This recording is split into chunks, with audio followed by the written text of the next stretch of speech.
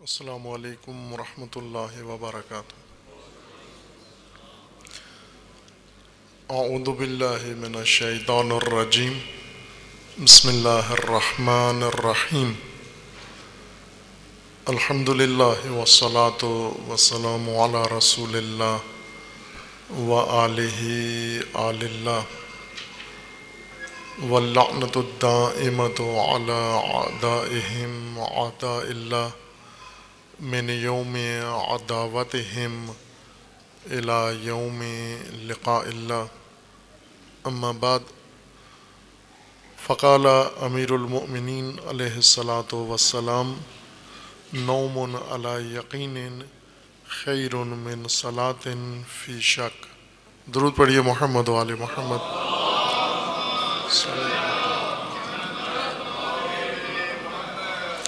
خداوند تبارک و تعالی تمام مومنین کو اپنے حفظ و امان میں محفوظ فرمائے۔ تمام مومنین کی حفظ و سلامتی کے لیے صلوات پڑھیے محمد و آل محمد۔ اللہم صل علی محمد۔ خداوند تبارک و تعالی تمام مرحومین کو، درگزشتگان کو، حاضرین مجلس، بالخصوص بانیان مجلس، اور جن مرحوم کے ایصال ثواب کے لیے مجلس منعقد ہے، ان سب کی مغفرت فرمائے۔ تمام مرحومین کی مغفرت کے لیے صلوات پڑھیے محمد و آل محمد۔ صلی اللہ علی محمد و آل محمد وجل فرمائے۔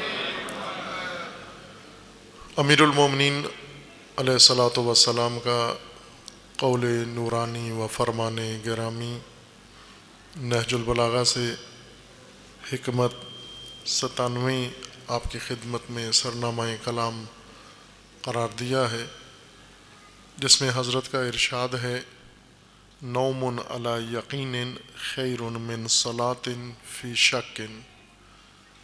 یقین کی حالت میں سو جانا بہتر ہے شک کی حالت میں عبادت و نماز پڑھنے سے۔ یہ جملہ امیر المومنین علیہ الصلاۃ والسلام نے اس وقت بیان فرمایا جب مشاہدہ فرمایا کہ ایک شخص رات کے سناٹے میں، رات کے عالم میں نماز پڑھ رہا ہے، نماز نافلہ اور نماز شب یا نماز تہجد، اور خضوع کے ساتھ، خشوع کے ساتھ، گریہ و زاری کے ساتھ نماز پڑھ رہا ہے۔ ایسی نماز جسے دیکھ کر باقی لوگ سارے متاثر ہو رہے ہیں۔ امیر المومنین علیہ الصلاۃ والسلام کے ہمراہ جو دیگر افراد تھے، انہوں نے حسرت کا اظہار کیا اور اس منظر کو دیکھ کر تحسین کیا کہ کتنا عالی مقام مومن ہے، کتنا اچھا مسلمان ہے کہ جب سب سوئے ہوئے ہیں، نیند کی آغوش میں ہیں، اور یہ نماز تہجد میں مصروف ہے، اور وہ بھی خضوع و خشوع کے ساتھ اور بہت توجہ کے ساتھ نماز ادا کر رہا ہے۔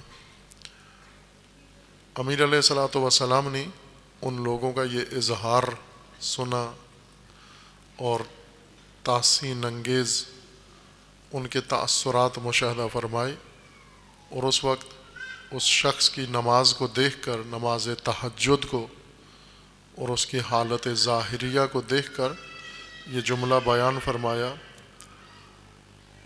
وقد سمع، یہ راوی کے الفاظ ہیں، وقد سمع رجلا من الحروریہ۔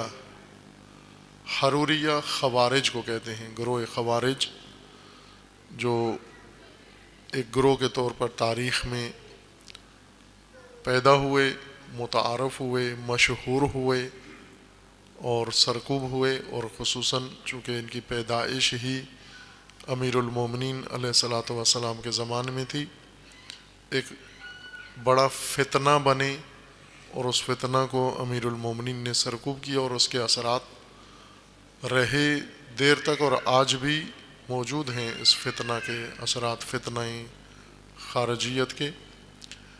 ایک خارجی نماز شب پڑھ رہا تھا، نماز تہجد پڑھ رہا تھا، یتہجد و یقرأ، نماز تہجد میں قرآن پڑھ رہا تھا اور بہت ہی دل نشین آواز میں قرآن پڑھ رہا تھا، متاثر کن انداز میں نماز و قرآن پڑھ رہا تھا۔ فقال، امیر المؤمنین علیہ الصلاۃ والسلام نے جب مشاہدہ فرمایا اس کا منظر، اس کی قراءت قرآن کی و نماز، بیان فرمایا، نوم علی یقین خیر من صلاۃ فی شک، نیند یقین کی حالت میں سو جانا، نیند بہتر ہے شک کی حالت میں نماز پڑھنے سے۔ خوب، یہ جملہ امیر المومنین علیہ الصلاۃ والسلام کا ایک میزان ہے مومنین کے لیے، دینداروں کے لیے اور مسلمین کے لیے۔ چونکہ دین کی کئی شکلیں بن جاتی ہیں عملی طور پر، دین شناسی میں، دین کی فہم میں دین کی کئی شکلیں بن جاتی ہیں، جیسا کہ تاریخ میں رہی ہیں اور آج بھی موجود ہیں، اور یہ مختلف شکلیں، مختلف انداز دین کے لوگوں کو حیرت میں ڈال دیتے ہیں، کنفیوز ہو جاتے ہیں لوگ ان سے۔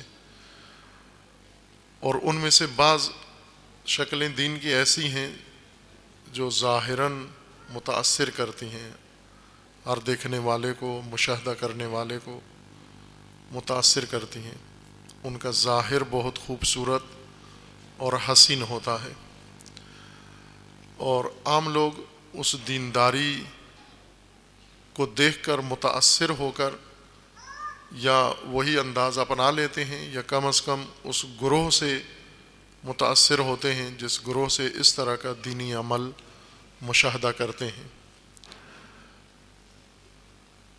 خوارج امیر المومنین علیہ السلام کے زمانے میں ایک گروہ بنا، منتشر لوگ تھے، حزب اور جماعت نہیں تھے لیکن بن گئے، الگ الگ قبیلوں سے تعلق رکھتے تھے اور جداگانہ اپنی ایک شخصیت اور پہچان رکھتے تھے۔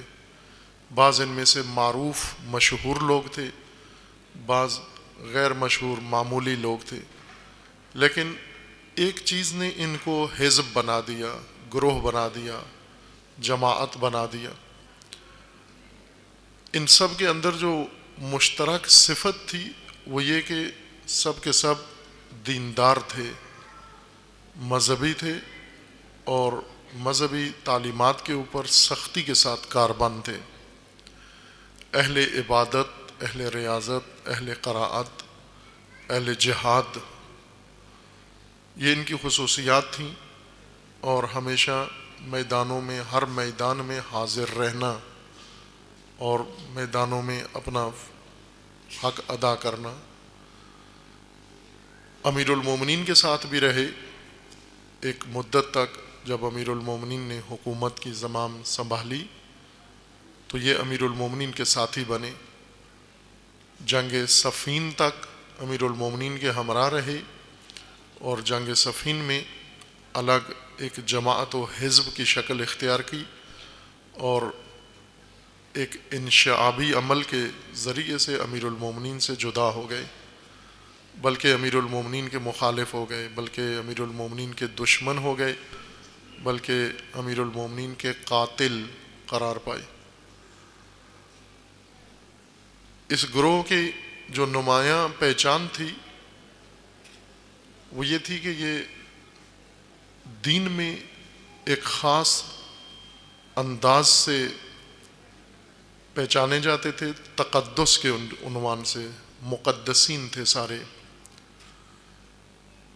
رف شخصیات نہیں تھیں رویوں کے لحاظ سے، عمل کے لحاظ سے، شرابی، کبابی یا عام فضول کی سرسا ایک انسان ہوتا ہے، غیر سنجیدہ انسان، ایسے نہیں تھے۔ خصوصاً ان کے رؤساء، ان کے سربراہ، ان کے بڑے لوگ وہ مقدس شخصیات کے طور پر پہچانے جاتے تھے، اپنے قبیلے میں بھی اور عام جماعت مسلمین میں بھی۔ عبادتوں کو سختی سے پابندی کے ساتھ بجا لاتے، ظواہر دین کے بہت شدت کے ساتھ پابند تھے، اور مستحبات کو بھی ترک نہیں کرتے تھے، کوشش کرتے تھے کہ یہ محرمات سے دور رہیں اور مشتبہات سے بھی دور رہیں، مشکوک چیزوں سے بھی دور رہیں۔ مشتبہ مشکوک اس کو کہتے ہیں جس کے بارے میں احتمال ہے کہ جائز نہ ہو، شاید جائز نہ ہو، معلوم نہیں ہے جواز اس کا یا حرمت اس کی معلوم نہیں ہے، لیکن احتمال ہے کہ جائز نہ ہو، اس کو مشتبہ امر کہتے ہیں۔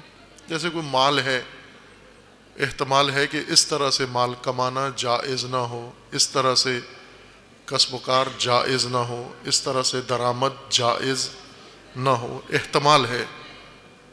چونکہ حرمت مسلم نہیں ہے، واضح نہیں ہے، اس کو مشتبہ کہتے ہیں۔ یہ اس سے بھی پرہیز کرتے تھے، یہ دوری اختیار کرتے تھے۔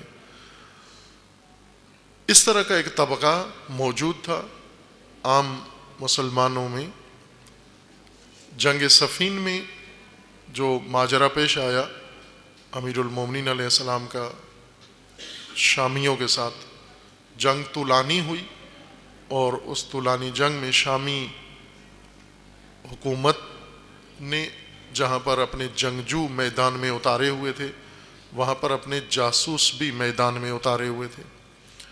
ان جواسیس کا کام جنگجوؤں کے آڑ میں آ کر افواہیں پھیلانا تھا، امیر المومنین کی فوج کی حوصلہ شکنی کرنا تھا، اور امیر المومنین کی فوج میں رخنہ ڈالنا اور امیر المومنین کی فوج میں تفرقہ ڈالنا ان جواسیس کا کام تھا۔ چونکہ مختلف طرح کی فوج تھی امیر المومنین کی، مختلف قبیلوں سے مل کر بنی ہوئی تھی، مختلف گروہوں سے مل کے بنی ہوئی تھی، مختلف طبقات سے ترکیب یافتہ فوج تھی، ایک ڈھنگ کی فوج نہیں تھی، ایک طرز کی فوج نہیں تھی۔ اس میں خلفاء کے حامی بھی تھے، چونکہ وہی فوج تھی جو خلفاء کے زمانے میں تھی۔ امیر المومنین نے نئی فوج تشکیل نہیں دی، پرانی فوج معزول کر کے ختم کر کے نئی فوج نہیں بنائی، بلکہ اسی فوج کے ذریعے سے امیر المومنین علیہ السلام نے بعض مار کے سر کیے۔ لیکن چونکہ امیر المومنین علیہ السلام کے زمانے میں فتنے بہت پیدا ہوئے اور فتنہ گر پیدا ہوئے، فتنوں کے اس ماحول میں امیر المومنین کی اس سپاہ و فوج کے اندر بھی اثرات موجود تھے۔ مختلف قسم کے تفکر رجحان رکھنے والے افراد اس فوج میں موجود تھے۔ ان میں یہ مقدسین بھی موجود تھے، ایک بڑی جماعت تھی، 12,000 کی تعداد میں امیر المومنین کے سپاہ میں یہ لوگ موجود تھے، اور ان کی پہچان شناخت یہ تھی کہ یہ بہت شدید متعصب مذہبی لوگ تھے۔ ان کی پیشانیوں پر سجدوں سے، کثرت سجود سے گٹے پڑے ہوئے تھے، اور کثرت قیام سے پاؤں سوجے ہوتے تھے، اور روزے رکھنے کی وجہ سے ان کے پیٹ دھسے ہوئے تھے، پشت کے ساتھ لگے ہوئے تھے، اور رنگ زرد تھے ان کے جلدیں، ان کی جلدوں کے اندر ہڈیاں نظر آتی تھیں، زہد کی وجہ سے اور عبادت اور ریاضت کی وجہ سے ان کی یہ حالت تھی۔ رات بھر قیام کرتے اور دن جنگجو تھے، بہت ہی چیرہ دست و ماہر جنگجو تھے، نڈر دلیر، لڑتے، حتیٰ اس فتنے کی زد میں آنے کے باوجود بھی ان کی وہ جو عربی خو تھی جنگجو والی، وہ انہوں نے قائم رکھی۔ مشکل ہو گیا تھا ان کو سرکوب کرنا، ان کے اسی حس کی وجہ سے جو ان کے اندر موجود تھی، لیکن تقدس مقدس معابی ان کی پہچان بنی ہوئی تھی۔ امیر المومنین علیہ السلام کے لشکر میں جب ایک شامی جاسوسوں نے حرکت شروع کی اور اندازہ لگایا کہ امیر المومنین کی فوج میں اس طرح کا فکری انتشار موجود ہے، مختلف اذہان کے لوگ ہیں، طرح طرح کے تخیلات رکھنے والے لوگ موجود ہیں، انہیں آسانی سے امیر المومنین سے کاٹا جا سکتا ہے، دور کیا جا سکتا ہے۔ اور ایک حربہ ان میں سے یہ اپنایا انہوں نے کہ مقدسین، ویسے اس کے علاوہ بھی بہت سارے طبقات تھے امیر المومنین کی فوج میں، مفاد پرست لوگ تھے اور دنیا پرست لوگ تھے، سیاستدان فوج کے اندر موجود تھے، قوم پرست تھے، قبیلہ پرست تھے، اس طرح کی بہت ساری خصوصیات رکھنے والے بھی تھے، اور کچھ امیر المومنین کے نہایت مخلص ساتھی بھی تھے جن کی تعداد کم تھی، اکثر فوج کے مختلف حصے تھے۔ ان میں سے ایک بڑی جماعت مقدسین کی تھی، مقدس مآب لوگ، جو جب دیکھو قرآن پڑھ رہے ہیں، دعائیں پڑھ رہے ہیں، مناجات پڑھ رہے ہیں، نماز کی حالت میں ہیں، شب بھر نماز کی حالت میں قیام کرتے۔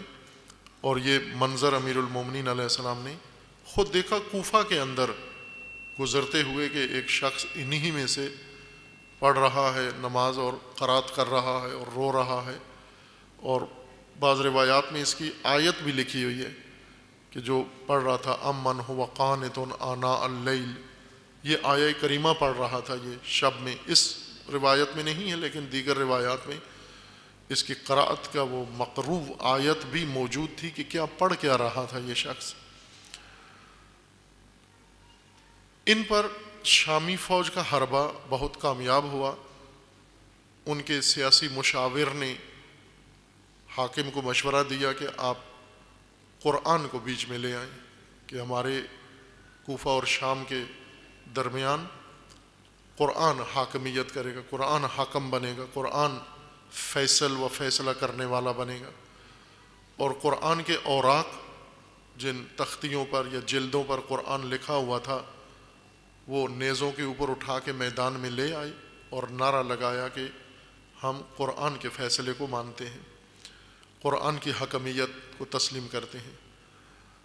امیر المومنین کی فوج میں بس کافی تھا، اتنا سا شعلہ کافی تھا، چونکہ اندر ایک مقدسین کی بڑی جماعت فوج کے اندر بیٹھی ہوئی تھی جن پر یہ عمل بہت مؤثر ہوا، اور انہوں نے فوراً جنگ چھوڑ دی، جنگ بند کرنے کا اعلان کیا خود، اور دوسرے دستوں کو، جنگی دستوں کو بھی کہا کہ آپ بھی جنگ روک دیں، اور امیر المومنین کے پاس آ گئے اور آ کر امیر المومنین سے کہا کہ آپ بھی جنگ روکنے کا حکم دے دیں۔ امیر المومنین نے مزاحمت کی کہ نہیں رک سکتی یہ جنگ، اس پر انہوں نے شدت دکھائی اور تلواریں نکال لیں امیر المومنین کے اوپر، اور کہا کہ اسی وقت فی الفور جنگ بندی کا حکم دیں، اور اپنے جنگجو بالخصوص جو جنگ میں سالار تھے مالک اشتر انہیں واپس بلا لیں۔ امیر المومنین نے خوب دیکھا جب اندر شورش پیدا ہو گئی ہے، دشمن سامنے محاذ پہ ہے اور فوج کے اندر بغاوت و شورش پیدا ہو گئی ہے، انتشار، اس انتشار کو قابو میں رکھنے کے لیے کہ یہ نہ پھیلے اور فوج تتر بتر نہ ہو رہا، آپس کی جنگ نہ شروع ہو جائے، امیر المومنین نے مصلحت اس میں جانی کہ جنگ روک دی، اور پھر اس کے بعد ان سے بیٹھ کر بات چیت کی۔ اس سے پہلے بھی انہیں سمجھایا، لیکن امیر المومنین کی کسی نصیحت کا، کسی فرمائش کا، فرمان کا ان کے اوپر اثر نہیں ہوا، اور ایک ہی بات پہ اصرار کر رہے تھے کہ اب قرآن میدان میں آ گیا ہے، دونوں مسلمان گروہ ہیں، ادھر بھی مسلمان ہیں، ادھر بھی اہل قرآن ہیں، اور قرآن کو حکم بنا کر ہم فیصلہ قرآن کا مانیں گے۔ ہم امیر المومنین اور امیر المومنین کے جو مخلص ساتھی تھے انہوں نے بہت جتن کیے ان کو سمجھانے کے لیے، لیکن یہ مسلسل ان کے اندر شدت آتی جا رہی تھی، رویے ان کے نامعقول تر ہوتے جا رہے تھے، جذباتیت ان کے اندر پیدا ہو گئی، اور پھر امیر المومنین نے جنگ رکوا دی، اور جنگ کے بعد کہا کہ اب قرآن کی حکمیت کو کس طرح سے ہم عملی کریں، قرآن کیسے فیصلہ کرے ہمارے درمیان۔ تو انہوں نے کہا کہ ایک نمائندہ ادھر سے ہو، ایک نمائندہ ادھر سے ہو، اور یہ دونوں بیٹھ کر قرآن کے اصولوں کے مطابق قرآنی معیار پر ہمارے درمیان فیصلہ کر دیں۔ نمائندہ جب چننے کا وقت ہوا تو امیر المومنین نے اس وقت بھی انہیں سمجھایا کہ یہ نامعقول کام ہے، یہ غلط کام ہے جو تم کر رہے ہو اور کروا رہے ہو، یہ نقصان دہ ہے، لیکن مصر رہے اپنی بات کے اوپر اور قائم رہے، اور کہا کہ یہ ہو کے رہے گا۔ جیسا میں نے اشارہ کیا ضمناً مختصر کہ امیر المومنین کے سامنے جو صورتحال تھی کہ ایک طرف دشمن بہت ہی کینہ توز دشمن ہے جو چند میٹر کے فاصلے پر لشکر تیار کھڑا کیا ہوا ہے، اور ادھر فوج کے اندر، سپاہ کے اندر بغاوت، شورش پیدا ہو گئی، انحراف پیدا ہوا۔ اس صورت میں امیر المومنین علیہ السلام نے ان کی اس غلط ضد کو دبانے کے لیے، اس کو کوئی معقول رائے حل ڈھونڈنے کے لیے باہر کے ان کے بات اور ہاں میں ہاں ملا لی، اور اس لیے کہ موقع مل جائے، فرصت مل جائے تاکہ یہ شورش ختم کی جائے فوج کے اندر، آپس کی جنگ شروع نہ ہو جائے۔ امیر المومنین کی فوج آپس میں ایک دوسرے پر تلواریں نہ نکالیں، چونکہ انہوں نے نکال لی تھی تلواریں نیام سے امیر المومنین اور امیر المومنین کے ساتھیوں کے خلاف۔ جب حکمیت کا وقت آیا، امیر المومنین علیہ السلام نے ایک نمائندہ اپنا انتخاب کیا کہ یہ میری طرف سے عبداللہ ابن عباس جائیں گے مذاکرات کے لیے۔ انہوں نے انکار کر دیا کہ یہ آپ کے وفادار ہیں، یہ آپ کی طرفداری کریں گے، اور یہ آپ کے خاندان کے ہیں، یہ آپ کے بھائی ہیں، اس وجہ سے یہ نہیں ہو سکتے نمائندے۔ کوئی غیر جانبدار انسان نمائندہ ہونا چاہیے۔ اس طرف سے وہی سیاسی مشاور عمرو بن عاص، انہیں نمائندہ بنایا گیا، وہ آئے نمائندہ کے طور پر، اور مذاکرات شروع ہوئے۔ خوارج نے، امیر المومنین نے جتنے نام بھی پیش کیے اس کو رد کیا، اور اپنی طرف سے نام پیش کیا کہ ایک آدمی کو ہم نمائندہ، علی کا نمائندہ ایک آدمی بن سکتا ہے کوفہ کا، اور وہ ابو حارث ابو موسیٰ اشعری، یہ شخصیت ہیں جو نمائندہ بن سکتے ہیں، اور انہیں نمائندہ بنا کے بھیج دیا۔ انہوں نے جا کے نمائندگی کی، اور ماجرا آپ جانتے ہیں کہ دونوں سیاستدانوں میں آپس میں، کوفہ اور شام کے نمائندوں میں گفتگو ہوئی، اور دونوں نے کہا کہ یہ جنگ ہے، یہ فتنہ ہے، دو مسلمان گروہ ہیں آپس میں لڑ رہے ہیں، اور یہ خون خرابہ، قتل و غارت روکنی چاہیے، اور روکنے کا واحد طریقہ یہ ہے کہ ہم ان دونوں کو معزول کر دیں، کوفہ کے حاکم کو بھی اور شام کے حاکم کو بھی، اور نیا حاکم متفق علیہ چن لیں۔ بلکہ اسی مذاکرات میں انہیں یہ بھی اندیا دے دیا گیا کہ اس وقت آپ سے بہتر کوئی اور نمائندہ نہیں ہے۔ کوفہ کے نمائندے کو یہ بھی ضمناً اس کے کان میں یہ بات ڈال دی گئی کہ بہترین آپ ہی ہیں، یعنی باقی ماندہ شخصیات میں سے امیر المومنین کو معزول کر دیں گے، امیر شام کو معزول کر دیں گے، تو پیچھے آپ ہی رہ جاتے ہیں تنہا، ایسی شخصیت جن پر اتفاق کیا جا سکتا ہے۔ وہ جلدی قانع ہوئے، اور آ کر انہوں نے حکمیت کا فیصلہ سنایا، اور پہلے ممبر پہ چڑھ کر انہوں نے اعلان کیا، بلکہ عملاً ایک تمثیل بھی پیش کی، اپنی انگوٹھی اتاری انگلی سے، اور پھر کہا کہ جس طرح میں اپنی انگلی سے انگوٹھی اتار رہا ہوں ہاتھ سے، اس طرح میں نے اپنے موکل کو، جن کی میں نمائندگی کر رہا ہوں، میں نے انہیں معزول کر دیا ہے خلافت و حکومت سے، اور اب دوسرے شامی نمائندے کو موقع دیا۔ اس نے آ کر اس کے الٹ کام کیا جو معاہدہ کیا تھا، اور پہلے سے انگوٹھی اتاری ہوئی تھی وہ انگلی میں ڈال کر کہا کہ انہوں نے کوفہ کے حاکم کو معزول کر دیا ہے، اور میں اب ان کی جگہ پر شام کے حاکم کو منصوب کرتا ہوں، لہٰذا اب وہ کوفہ و شام سب کے متفقہ اور مشترکہ حاکم ہو جائیں گے۔ یہ عمل انجام پایا، اور اس ماجرا میں، اس میدان میں یہ گروہ، یہ حزب پیدا ہوئی، موجود پہلے سے تھے، اور جن وجوہات سے یہ حزب پیدا ہوئی وہ پہلے سے ان کے اندر موجود تھیں، نہ یہ کہ اس میدان کے اندر یہ اس قسم کی سوچ ان کے اندر پیدا ہوئی، پہلے سے اس طرح کی سوچ رکھتے تھے، اس طرح کی دینداری پہلے سے ان کے اندر تھی، اس طرح کا دین انہوں نے پہلے سے اپنایا ہوا تھا، اور اس نے در حقیقت انہیں مجبور کیا، اس طرز تفکر نے، اس سوچ نے، اس طرز عمل نے، اور اس ذہنیت نے انہیں جنگ صفین کے اندر یہ کام کرنے پر مائل کیا اور اکسایا، اور اس وقت یہ ایک باقاعدہ فتنے کی شکل میں کھڑے ہوئے، اور امیر المومنین نے پھر باقی عرصہ جتنا گزرا حکومت میں ان کو سرکوب کرنے میں صرف کر دیا، جگہ جگہ انہوں نے فتنے شروع کیے تھے۔ یہ خوارج تھے۔ خوارج میں، خارج ان کو کہتے ہیں چونکہ اسلام سے خارج ہیں، اور قانون یہی ہے کہ جو بھی حاکم اسلامی، حاکم الہی اور امام وقت کے خلاف خروج کرے گا، حاکم شرع کے خلاف، وہ اسلام سے خارج ہو جاتا ہے، دین سے خارج ہو جاتا ہے۔ ان کو خوارج اس وجہ سے کہتے تھے کہ یہ دین کے دائرے سے اب خارج ہو گئے ہیں، یعنی اب ان کے نفس، ان کے مال، ان کے اموال، ان کے گھر، ان کی حرمت ختم ہو گئی ہے، چونکہ دائرہ دین سے باہر ہو گئے ہیں۔ اگر انسان مقابلے میں آ جائے، حاکم الہی کے مقابلے میں آئے، اس کا شرعی حکم تمام مذاہب کے نزدیک یہی ہے کہ وہ دین اسلام سے خارج ہو جاتا ہے، اور یہ اس بنا پر خوارج معروف ہوئے ہیں۔ خوارج کو دین سے خارج کرنے کے لیے جو چیز بنی وہ دینداری ہی تھی، ایک دینداری کی وجہ سے دین سے خارج ہو گئے۔ خوارج از اسلام، خارج عن الاسلام ہوئے۔ کیوں؟ اس لیے خارج ہوئے کہ اسلام میں ایک ایسی طرز اپنائی مذہبی انہوں نے کہ وہ آخر کار باعث بنی کہ یہ اسلام سے ہی خارج ہو جائے۔ وہ طرز تدین اصل منشا ہے گروہ خارجی پیدا ہونے کا، اور وہ طرز تفکر جہاں بھی ہوگا خوارج موجود ہیں۔ خوارج کو خارجی ڈکلیئر کرنے کے عمل یہ بعض اوقات انجام پاتا ہے، بعض اوقات انجام نہیں پاتا۔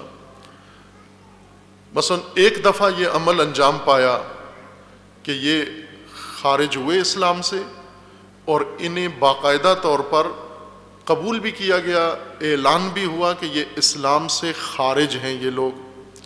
لیکن اس کے بعد یہ عمل تکرار ہوا، ایسے افراد پیدا ہوئے، ایسا تفکر رکھنے والے، ایسی دینداری رکھنے والے، ایسی سوچ رکھنے والے یہ ہمیشہ موجود رہے ہیں، اور موجود رہ کر انہوں نے وہی فتنہ کھڑا کیا جو اس زمانے میں کھڑا کیا، لیکن ڈکلیریشن میں آ کر انہیں واضح طور پر اعلان کر کے کسی آرڈیننس کے ساتھ ان کو کہا نہیں گیا، فتویٰ نہیں دیا گیا کہ یہ اسلام سے خارج ہیں۔ ضروری نہیں ہے کہ حتماً انہیں رسمی طور پر کوئی حکومت اعلان کرے کہ یہ خارج از اسلام ہیں۔ اگر وہ معیار پورا ہو جاتا ہے، وہ نصاب پورا ہو جاتا ہے خارجیت کا، ان کو اس وقت رسمیت ملے یا نہ ملے، یہ بالآخر خارج از اسلام ہیں۔ یہ گروہ خوارج ہے اور تفکر خوارج ان کے اندر موجود ہے۔ آپ توجہ فرمائیں کہ کس چیز نے ان کو اسلام سے خارج کیا؟ دینداری نے، دین نے دین سے خارج کر دیا، نہ حقیقی دین نے، ایک خود ساختہ دین نے، ایک من گھڑت دین نے، ایک گھڑے ہوئے دین نے، تحریف شدہ دین نے، محرف اور منحرف دین نے ان کو دین سے خارج کیا۔ وہ دین جو انہوں نے خود سے اپنا لیا، اور وہ دین بھی شدت کے ساتھ، تشدد تھا اس دین کے اندر، ہر شعبے کے اندر ان کے اندر تشدد تھا۔ یہ عبادتوں کے بہت عاشق تھے، عبادتوں کے دائماً عبادتوں میں مصروف تھے، حتیٰ معمول کی زندگیاں چھوڑ دی انہوں نے، بعضوں نے گھر چھوڑ دیے، بیوی بچے چھوڑ دیے عبادت کی خاطر۔ اس قدر متشدد تھے عبادت کے اندر، یہ کثرت عبادت کی طرف مائل تھے۔ کسب و کار چھوڑ دیا، تجارت چھوڑ دی، کھیتی باڑی چھوڑ دی، لین دین چھوڑ دیا، عزیز اقارب چھوڑ دیے، صلہ رحمی چھوڑ دی، اور فقط عبادتوں کے اندر مصروف ہوئے۔ اور دوسری طرف سے روزے رکھتے، قرآن پڑھتے، اور دن بھر کوئی اور ان کا کام ہی نہیں تھا۔ اس طرح کی طرز دینداری انہوں نے اپنائی، اور اس طرز دینداری میں اپنے آپ کو وہاں پہنچا دیا کہ اب امیر المومنین کے مقابلے میں آ گئے، اور امیر المومنین کو کہنے لگے کہ آپ اسلام سے باہر چلے گئے، نعوذ باللہ۔ انہوں نے یہ سب سے پہلے تکفیری، اسلام میں سب سے پہلا تکفیری گروہ یہ پیدا ہوا کہ انہوں نے کہا کہ اب توبہ کریں۔ تحکیم کے بعد امیر المومنین کو کہا کہ سب توبہ کریں، کیوں توبہ کریں؟ چونکہ کافر ہو گئے ہیں۔ کفر کیا ہے؟ تحکیم کو قبول کیوں کیا ہے؟ مانا کیوں ہے کہ آپ نے انسانوں کو کیوں نمائندہ بنایا؟ ابو موسیٰ اشعری کو کیوں نمائندہ بنایا؟ انہوں نے خود ہی ٹھونسا وہ نمائندہ، اور پھر خود ہی اعتراض کرنے لگے کہ یہ کام کر کے اب دین سے باہر ہو گئے ہیں، توبہ کریں۔ تکفیریت کے قائل ہوئے، یعنی کہا کہ کافر ہو گئے، سب کافر ہو گئے، جس نے تحکیم میں شرکت کی جس طرح سے بھی، وہ دین سے باہر ہو گئے، کافر ہو گئے۔ ان کے دین میں تکفیریت اس طرح سے شامل ہوئی، اور پھر اس کے بعد تشدد آگے بڑھا، امیر المومنین کے دشمن ہوئے۔ جو چیز انہیں لے کر آئی وہ فسق و فجور ظاہری نہیں تھا، شراب و کباب نہیں تھا، عیش و عیاشی نہیں تھی، بلکہ مقدس معابی نے ان کو اتنا دشمن بنا دیا امیر المومنین کا۔ اس مقدس معابی میں، یعنی تقدس کا لبادہ اپنے اوپر اوڑھا، ایک بنیادی چیز امیر المومنین نے فرمایا کہ ان کے اندر کمی پیدا ہوئی، یا یوں عرض کروں کہ سوال یہ کہ کیوں ایسے ہوتا ہے کہ انسان، ایک عام مسلمان مومن، اس طرح کے دینداری کی طرف کیوں مائل ہو جاتا ہے، ایسی آفت اس پہ کیوں طاری ہو جاتی ہے؟ امیر المومنین علیہ السلام فرماتے ہیں کہ یقین کی کمی، نوم علی یقین خیر من صلاۃ فی شک، کہ نیند کی یقین کی حالت میں نیند سو جانا یہ بہتر ہے اس نماز سے جو شک کی حالت میں پڑھی جائے۔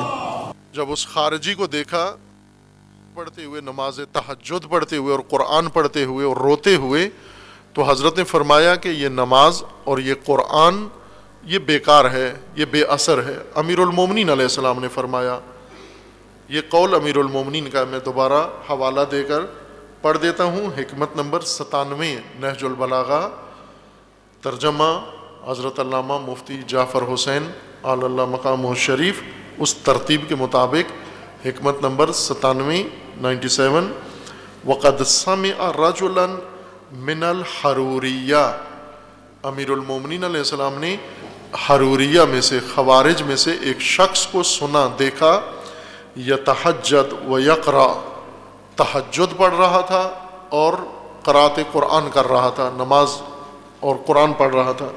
فقال، اسے دیکھ کر امیر المومنین نے یہ فرمایا، نوم علی یقین خیر من صلاۃ فی شک، کہ یقین کی حالت میں نیند بہتر ہے شک کی حالت میں نماز و عبادت سے۔ اصل کمی ان لوگوں کے اندر کیا تھی جس نے ان کو خوارج بنا دیا؟ یعنی ایسا طرز تدین جو انسان کو دین سے ہی باہر لے جائے۔ وہ لوگ جو دن رات 24 گھنٹے دین میں گزار رہے ہیں اور دین کے علاوہ باقی کاموں کو دنیا سمجھ کر چھوڑ دیا، آخر کار یہی دین سے باہر ہو گئے۔ کیا چیز سبب بنی دین سے باہر جانے کا؟ یقین کی کمی اور یقین کا فقدان۔ یقین معرفت کے خاندان سے ہے، معرفت کی سنخ سے ہے، وہ معرفت کی نوع سے ہے، کہ دین کی بنیاد ظاہری اعمال نہیں ہیں، دین کی بنیاد کثرت عمل نہیں ہے۔ فراوان روایات ہیں، قرآن کریم کی آیات بھی اس بات پر گواہ ہیں۔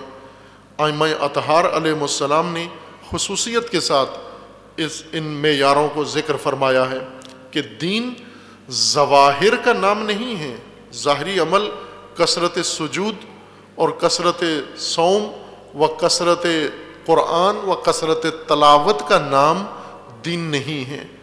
دین کی روح، دین کی بنیاد یقین ہے، کہ قرآن کریم میں دین کی اساس یقین ذکر کیا گیا ہے، بلکہ عبادتوں کا محصول اور عبادتوں کا نتیجہ بھی قرآن نے یقین ذکر کیا ہے۔ وَاعْبُدْ رَبَّكَ حَتَّى يَأْتِيَكَ الْيَقِينُ، آپ خدا کی بندگی کریں۔ رسول اللہ صلی اللہ علیہ وآلہ وسلم کو فرمان ہے کہ آپ اللہ کی بندگی کریں تاکہ یقین آ جائے۔ اور قرآن کریم کی فراوان آیات ہیں جہاں پر اللہ تعالیٰ کا فرمانا ہے کہ یقین پہ اگر پہنچ جاؤ، یقین کی حالت میں آ جاؤ تو آپ سارا دین آنکھوں سے مجسم دیکھو گے، حتیٰ اس دنیا میں جنت و جہنم کو اپنی آنکھوں سے دیکھو گے۔ کلا لو تعلمون الیقین، اگر تم یقین کی حد تک علم پیدا کر لو اور علم یقین حاصل کر لو، لترون الجحیم ثم لتسألن عن النعیم، پھر آپ نعیم کے بارے میں پوچھو گے، جہیم کو اپنی آنکھوں سے دیکھو گے، مرنے سے پہلے اسی دنیا کے اندر آپ سب کچھ مشاہدہ کرو گے اگر یقین ہو جائے تمہیں۔ عزیزان، دین نام ہے یقین کا، دین معرفت کا نام ہے۔ اول الدین معرفت ہو، بصیرت، شعور، معرفت، علم، آگاہی اساس و سرمایہ ہے دین کا۔ اگر یہ معرفت نہ ہو، یقین نہ ہو، آگاہی نہ ہو، شعور نہ ہو، اور اس کے بغیر عمل کی کثرت انسان کو دین سے باہر لے جاتی ہے، کہ خوارج اس کا نمونہ ہے۔ اتنے مقدس مآب یقین کے بغیر، بصیرت کے بغیر، معرفت کے بغیر، جنہوں نے عمل کا سبق پڑھ لیا، احکام کا سبق پڑھ لیا، لیکن یقین و بصیرت کو نہیں پڑھا اور حاصل نہیں کیا، آگاہی نہیں تھی ان کے اندر، ان کے پاس معیار دین کا موجود نہیں تھا، اور نتیجہ یہ ہوا کہ دشمن دین، دشمن امام دین و قاتل امام دین بن گئے۔ یہ عمل مخصوص نہیں تھا اس گروہ اور حزب کے ساتھ جو جنگ صفین میں عہد حکومت علی علیہ السلام میں فقط ایک دفعہ وقوع پذیر ہوا ہو، بلکہ روزانہ تکرار ہو رہا ہے، ہر روز تکرار ہو رہا ہے۔ آج بھی موجود ہیں ایسے لوگ جنہوں نے ظواہر دین اپنا لیے ہیں اور اس پر سختی سے کاربند ہیں، لیکن یقین نہیں ہے، معرفت نہیں ہے، آگاہی نہیں ہے، علم نہیں ہے، بصیرت نہیں ہے، شعور نہیں ہے۔ شعور کے بغیر دینداری کے اوپر اس طرح کثرت سے پابند ہیں، نمازوں کے اوپر لگے ہوئے ہیں، روزے رکھ رہے ہیں، زیارات کر رہے ہیں، حج انجام دے رہے ہیں، صدقات دے رہے ہیں، اور بہت سارے کار خیر و کار نیک اپنے تئیں انجام دے رہے ہیں، لیکن دین کی بنیاد کے بارے میں، دین کی اساس کے بارے میں، دین کے معیار کے بارے میں انہیں کوئی خبر نہیں ہے۔ یہ دینداری انسان، اس کا نتیجہ بے دینی ہوتا ہے، اس دینداری کے اندر سے خروج از دین برآمد ہوتا ہے، اس کا نتیجہ خارجیت کی صورت میں نکلتا ہے۔ ہر چند آج کوئی اتھارٹی نہیں ہے جو ان کو خوارج ڈکلیئر کرے کہ یہ بھی خوارج ہیں، لیکن معیار جب پایا جاتا ہو پھر فرق نہیں پڑتا۔ جیسے قرآن کریم نے فرمایا جو مومنین ہیں، مخلص مومنین ہیں، وہ مخلص مومنین ہیں، جو مجاہدین در راہ خدا ہیں، جنہوں نے راہ خدا میں جان و مال سے اور اپنی ہر چیز کے ذریعے سے راہ خدا میں کوشش کی ہے اور زحمتیں اٹھائی ہیں، وہ درجہ شہادت تک پہنچے ہیں۔ یہ عہد رسول اللہ میں جنہوں نے یہ کام انجام دیا ان کا ذکر قرآن میں ہے، اور اس کے بعد آج تک جنہوں نے تکرار کیا یہی عمل، ان مجاہدین کا، ان شہداء کا، ان مخلصین کا، ان مومنین کا عمل جس نے بھی تکرار کیا، آج کے زمانے میں بھی تکرار کیا، سب اسے مان لیتے ہیں کہ یہ مجاہد ہے حقیقتاً، یہ مومن ہے حقیقتاً، یہ مخلص ہے حقیقتاً، یہ راہ خدا کا مجاہد ہے، آج سب مان لیتے ہیں اسے۔ لیکن دوسری طرف اگر کوئی پوچھے کہ اس کو کس نے مجاہد کا سرٹیفکیٹ دیا ہے، ہم بتاتے ہیں قرآن کا معیار ہے، دین کا معیار ہے، سنت کا معیار ہے، رسول اللہ کے فرامین کا معیار ہے، ائمہ اطہار کے فرامین ہمارے پاس معیار ہیں۔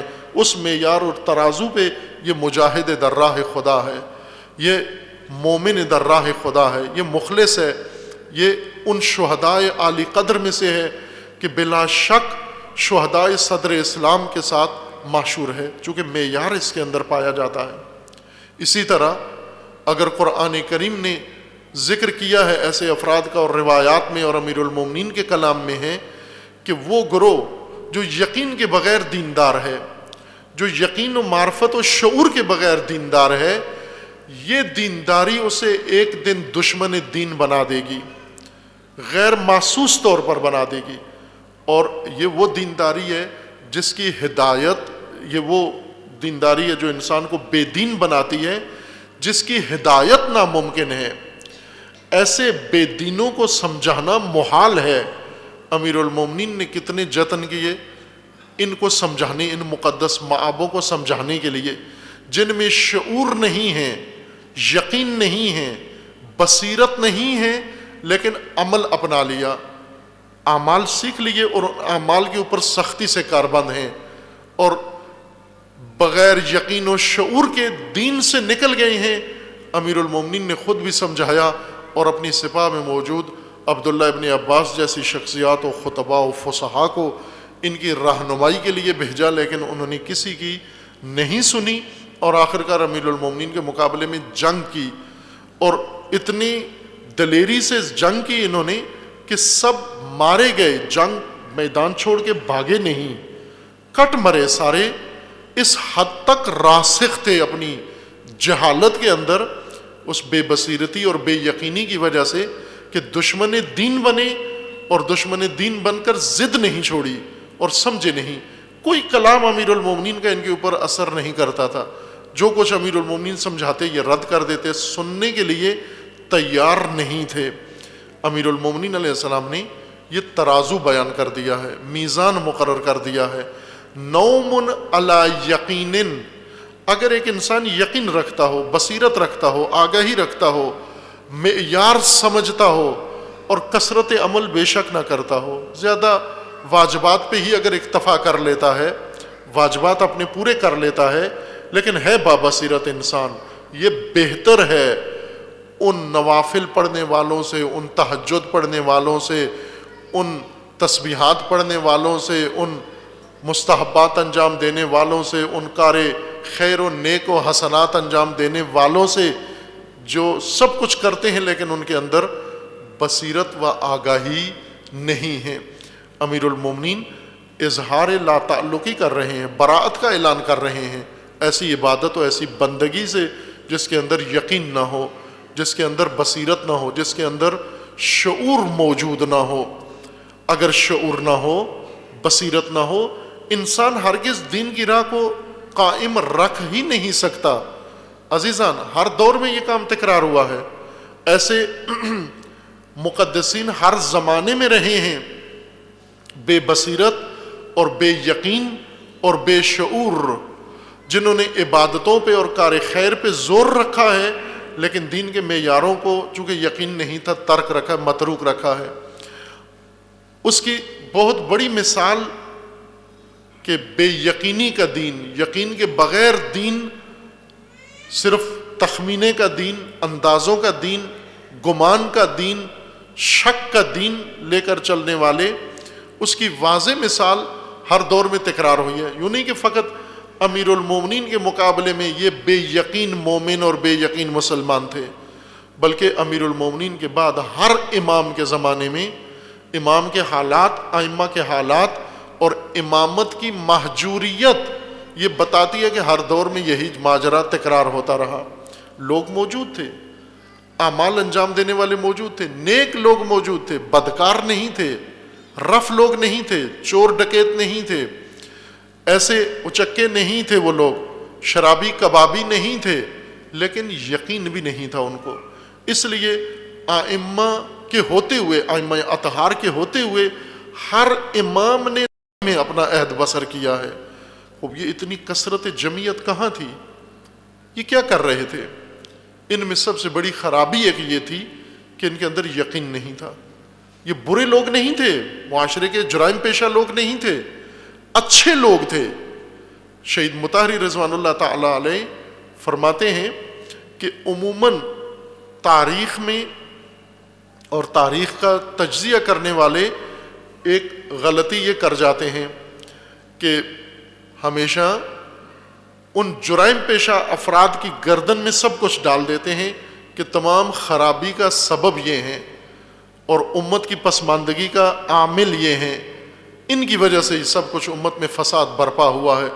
جبکہ شہید مطہری فرماتے ہیں ایسے نہیں ہیں۔ اگر ہم جرائم پیشہ لوگوں کو تاریخ میں دیکھیں اور اس کے مقابلے میں مقدسین کو دیکھیں، تو جرائم پیشہ لوگوں نے امت کو اتنا نقصان نہیں پہنچایا جتنا ان مقدسین نے نقصان پہنچایا ہے، جتنا ان مقدس معابوں نے نقصان پہنچایا ہے، جس کی وجہ سے مثلا جرائم پیشہ لوگوں سے متاثر ہو کر آج کی نسل، آج کی مثال دیں ہم، آج جرائم پیشہ لوگ بھی موجود ہیں، مقدس معاب بھی موجود ہیں، ایسے بے یقین دیندار بھی موجود ہیں جنہیں دین کے اصولوں کا علم نہیں، بصیرت نہیں، معیار نہیں معلوم، جن کی عقل ان کی آنکھوں میں ہے اور اعمال کے پابند ہیں لیکن معیاروں میں سست ہیں۔ آج نئی نسل، بچے، جوان، نوجوان آنے والے، یہ کس سے متاثر ہوتے ہیں؟ آیا جرائم پیشہ لوگوں سے متاثر ہو کر اپنی راستہ انتخاب کرتے ہیں یا مقدسین کو دیکھ کر متاثر ہو کر اپنا راستہ انتخاب کرتے ہیں؟ ایک فرد بھی ایسا نہیں ہے دیندار مذہبی جو جرائم پیشہ لوگوں کو دیکھ کر اپنی زندگی کا انداز اپنائے۔ جرائم پیشہ لوگوں سے فطرتاً بیزار ہیں، حتیٰ ایک مجرم دوسرے مجرم سے لا تعلق اور بیزار ہوتا ہے، اس کا وہ اپنے آپ کو قبول نہیں کرتا کہ میں اس کی طرح میں بنوں، لیکن مقدسوں کو احترام کی نگاہ سے دیکھتے ہیں اور ان کا حوالہ دیتے ہیں، ان کا ریفرنس دیتے ہیں کہ یہ مقدس معاب، یہ اتنے بڑے بڑے بزرگ، یہ فلاں، یہ فلاں، یہ سارے یہ معاشرے کے نمونے ہوتے ہیں۔ تمام بدعملی، شہید مطہری فرماتے ہیں، تمام بدعملی امت اسلامیہ کے اندر ان مقدس معابوں کی وجہ سے ہے، جن سے متاثر ہو کر قوم ان کا طرز عمل اپنا لیتی ہے، انہیں حوالہ مان لیتی ہے اور ائمہ کو تنہا چھوڑ دیتے ہیں، پیشوا کو تنہا چھوڑ دیتے ہیں، ہادی اور رہبر کو تنہا چھوڑ دیتے ہیں۔ یہ نہیں کہتے کہ فلان جرائم پیشہ کی وجہ سے ہم امام کو نہیں مانتے، یہ نہیں کہتے کہ اس سے اتنے متاثر ہیں، مثلا سید الشہداء کو نہیں مانا، امام حسین علیہ السلام کو نہیں ساتھ نہیں دیا، آیا جرائم پیشہ لوگوں سے متاثر ہو کر ساتھ نہیں دیا یا مقدس معابوں سے یا مقبول لوگوں سے، معروف لوگوں سے، ان لوگوں سے جو معاشرے کے اندر مشہور ہیں، نیکی کے نام پر، اچھائی کے نام پر جو جانے جاتے ہیں؟ سید الشہداء علیہ السلام نے خطبہ منا میں فرمایا، انہی نیک لوگوں کو اور انہی بے یقین دینداروں کو خطبہ منا میں حضرت نے خطاب قرار دیا کربلا سے 1 سال قبل، اور انہیں کہا کہ تم نیکی میں مشہور ہو، تمہاری شہرت نیکی میں ہے، دنیا تمہیں نیک انسان کے طور پر جانتی ہے، اور تم نیک در حقیقت تمام بدبختیوں کے ذمہ دار ہو۔ تم نیکوں کی وجہ سے طواغیت اس وقت حاکم ہیں، طاغیہ تم نیک لوگوں کی وجہ سے اس وقت سب کچھ کر رہا ہے کہ تم نیک لوگوں نے در حقیقت ایک صد اور رکاوٹ قائم کی ہوئی ہے نسل اسلامی کے مقابلے میں، اور وہ نہیں آ رہے اپنے رہبر و پیشوا کی جانب۔ امام علیہ السلام نے خود ان کو متہم کیا، یہ نہیں فرمایا کہ آج میرا ساتھ کوئی دینے کے لیے تیار نہیں ہے۔ کیوں نہیں ہے؟ چونکہ شرابی کبابیوں نے لوگوں کو مجھ سے روک لیا ہے، یزید نے اور جواریوں اور قماریوں نے مجھ سے لوگوں کو دور کر دیا۔ امام حسین علیہ السلام سے دور کس نے کیا؟ جرائم پیشہ لوگوں نے نہیں کیا دور، ان مقدس معابوں نے دور کیا۔ امام حسن علیہ السلام سے لوگوں کو ان مقدس معابوں نے دور کیا، نہ جرائم پیشہ لوگوں نے۔ چونکہ جرائم پیشہ سے کوئی متاثر نہیں ہوتا، اس کا ساتھی اس سے متاثر نہیں ہوتا۔ ایک چور سے متاثر نہیں ہوتا، چور بھی اگر حوالہ دیتا ہے تو کسی نیک آدمی کا حوالہ دیتا ہے۔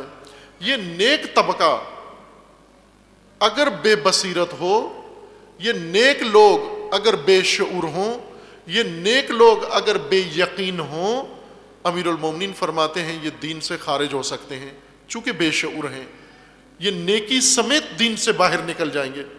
اور یہ نیکیوں کا جب اپنا میزان معیار بناتے ہیں، خوارج کے نزدیک سب سے بڑا نیک انسان، یہ خوارج کی آثار میں، کتابوں میں، افکار کے اندر موجود ہے، تاریخ میں موجود ہے کہ خوارج میں سب سے افضل عبادت، سب سے بڑا نیک کام خوارجی طرز تفکر کے نزدیک ابن ملجم نے کیا ہے۔ یہ ان میں سب سے نیک آدمی ہے، یہ نیکی کا رول ماڈل ہے ان کا۔ وہ یہ کہتے تھے اس نے سب سے بڑی نیکی کی ہے، اور سب سے بڑی نیکی کیا کی ہے؟ امیر المومنین کو قتل کیا، شہید کیا ہے، اس کو یہ نیکی سمجھتے ہیں۔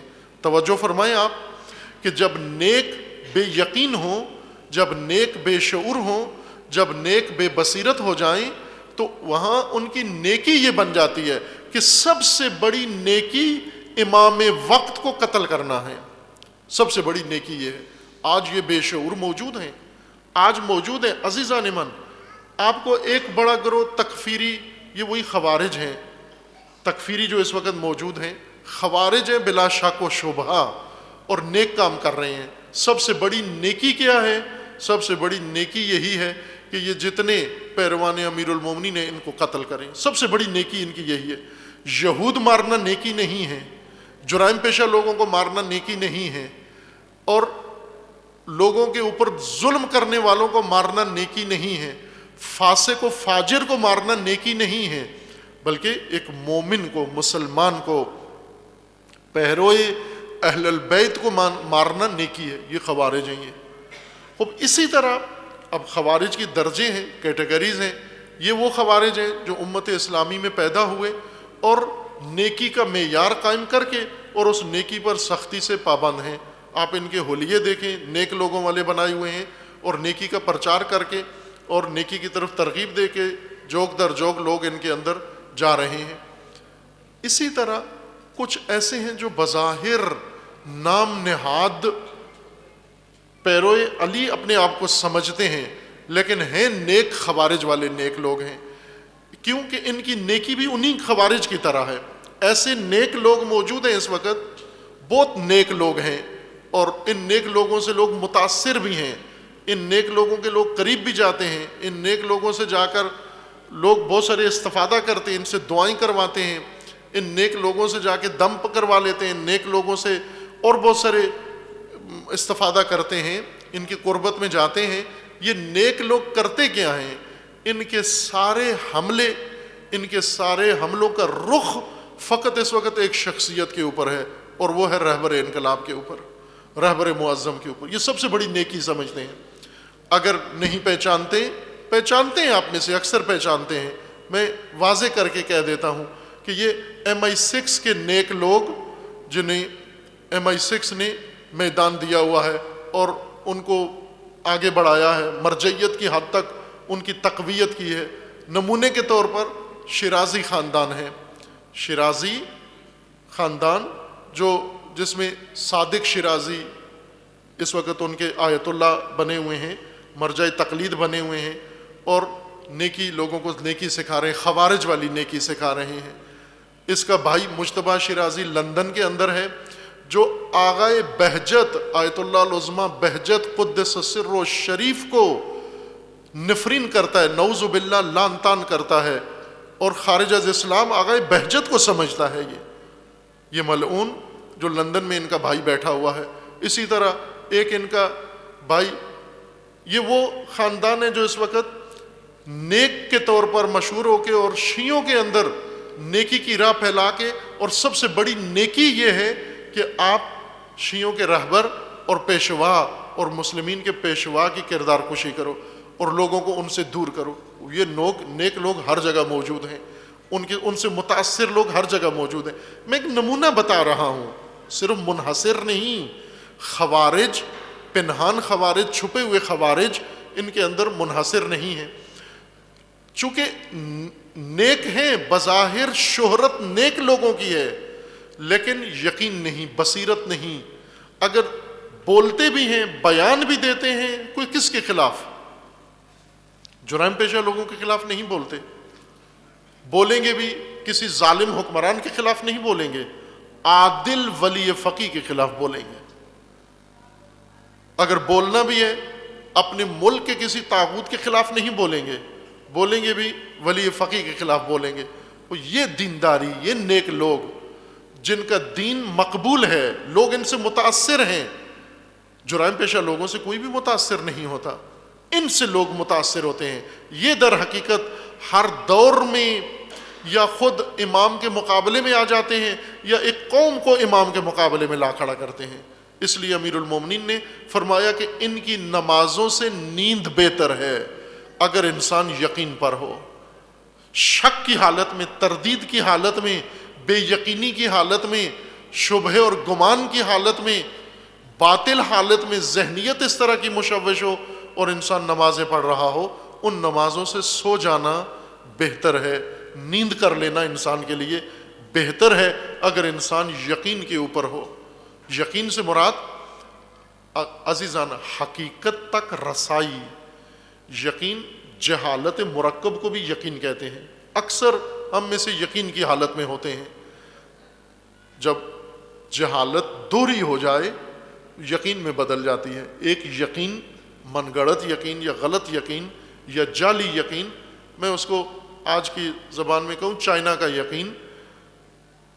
2 نمبر یقین جہالت مرکب بھی ہے، جب جہالت ہو انسان کے اندر اور انسان کو اس جہالت کا علم بھی نہ ہو، یعنی یہ بھی نہ گمان کرتا ہو کہ میں جاہل ہوں، نہیں جانتا، یہ انسان بھی یقین نما کیفیت میں ہوتا ہے۔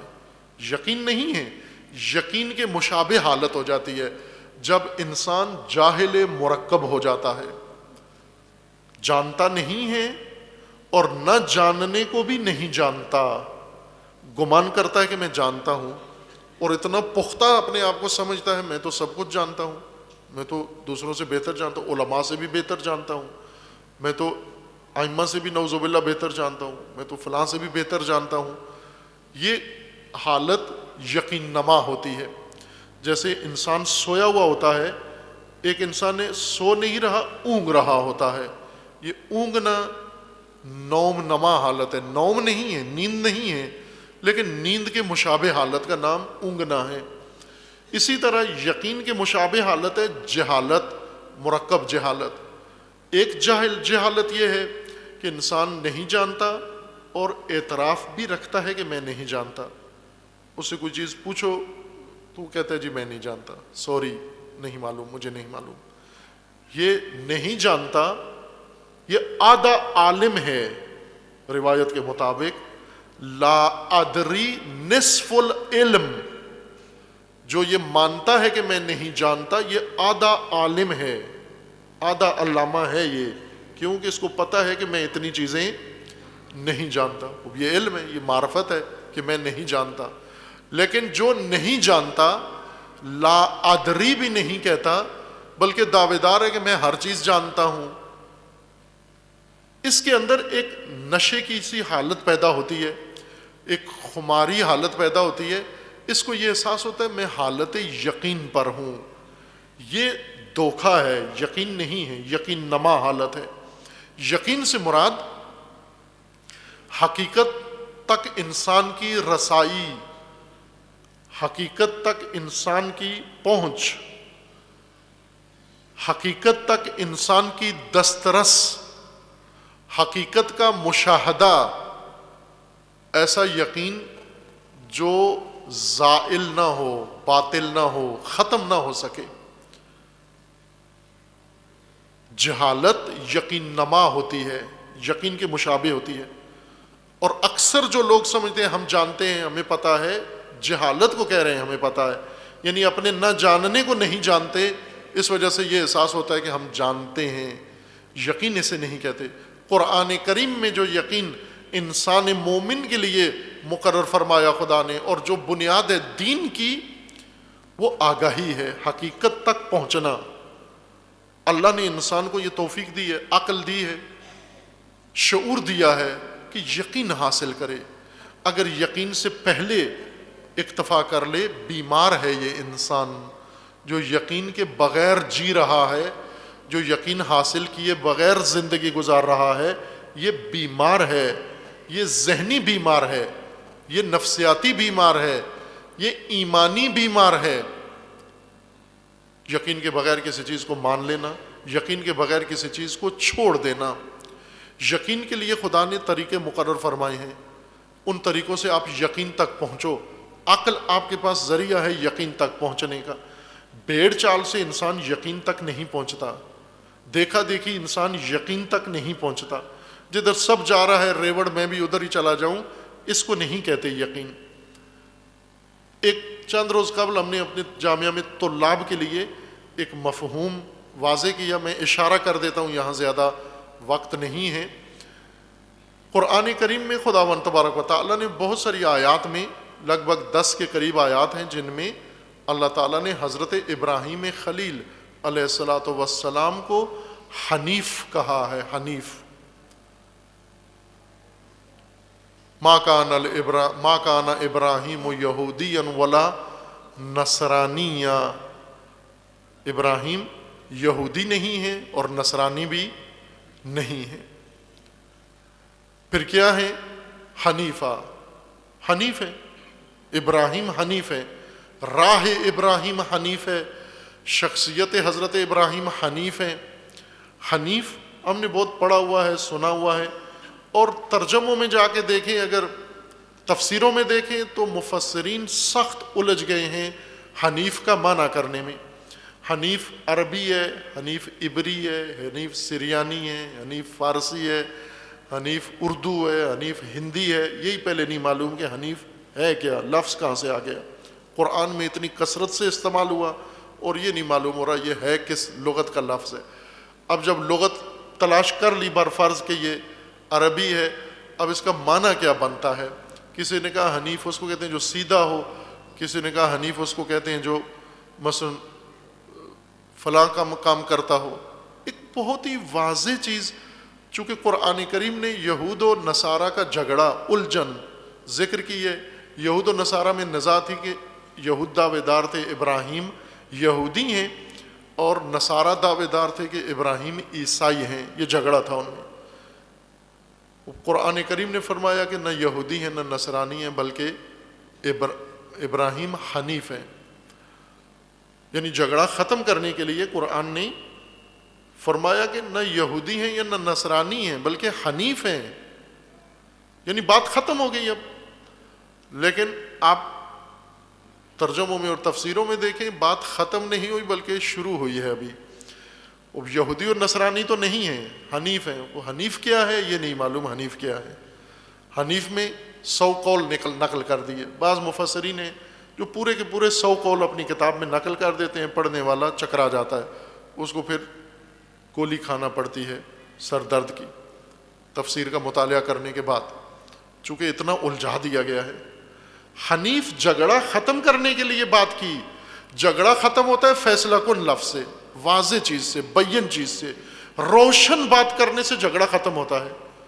2 آدمی اگر الجھ رہے ہوں، تیسرا آدمی آتا ہے کہ بھائی آپ یہ کہہ رہے ہو، آپ یہ کہہ رہے ہو، آپ دونوں کی بات درست نہیں ہے، اصل بات یہ ہے.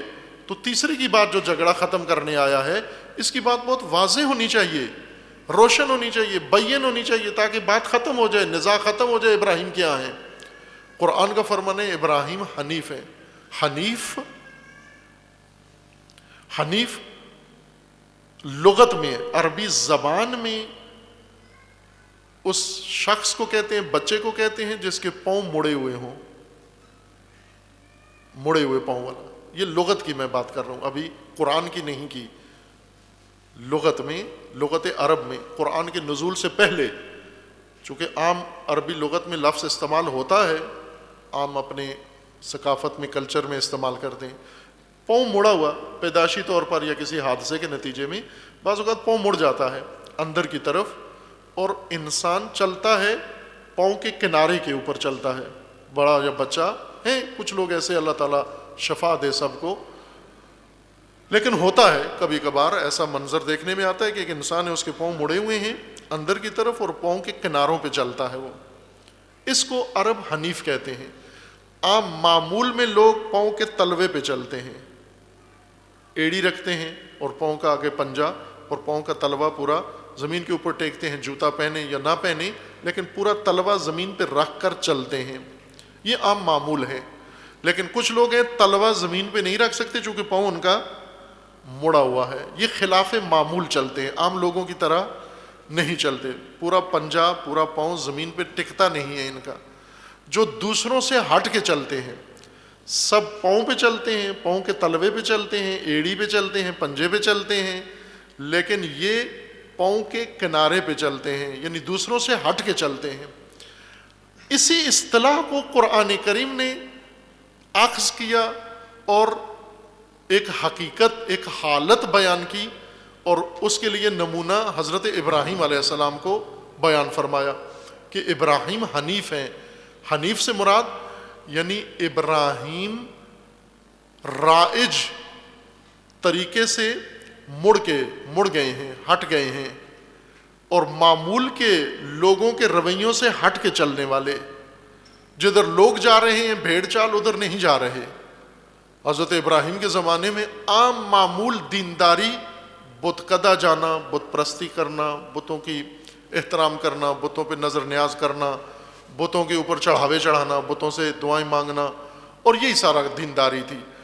حضرت ابراہیم کے گھر کے اندر آزر تھے, وہ بھی یہی کام کر رہے تھے, اور اڑوس پڑوس میں بھی لوگ یہی کام کر رہے تھے, قوم قبیلہ یہی کام کر رہا تھا, باقی ساری دنیا بھی اسی کام میں مصروف تھی. تنہا ابراہیم اس رائج طریقے سے ہٹ گئے اور لوگوں سے ہٹ کر راستہ اپنا لیا. جو غلط راہ لوگ اپنا لیں اور ایک آدمی آئے لوگوں کی غلط راہ کو نہ اپنائے بلکہ تمام لوگوں کے غلط راستے کو چھوڑ کر صحیح راستہ ہٹ کر لوگوں سے منہ موڑ لے, رخ موڑ لے, راستہ موڑ لے اور مڑ کر چلے, لوگوں کے ہمراہ نہ چلے, اس کو قرآن حنیف کہتا ہے. اس شخص کو حنیف کہا جاتا ہے. اور اسے قرآن نے نمونے کے طور پر پیش کیا ہے کہ بھیڑ چال چلنے والوں, کیا دلیل ہے تمہارے پاس کہ فلاں آزر بزرگ ہے, بزرگ خاندان کا بڑا بزرگ, خوب یہ بزرگ آپ کا بت گڑتا ہے, بت بناتا ہے, بت پوجتا ہے, بت بیچتا ہے. خوب ابراہیم کو کیا کرنا چاہیے؟ اس بزرگ کے پیچھے چلنا چاہیے. جو بھی رشتہ تھا یا نہیں تھا, لیکن قرآن نے ایک بزرگ کے طور پر ذکر کیا ہے آزر کو ابراہیم کے لیے, اور بت گر ہے, اور باقی سارا معاشرہ بت گر و بت پرست ہے.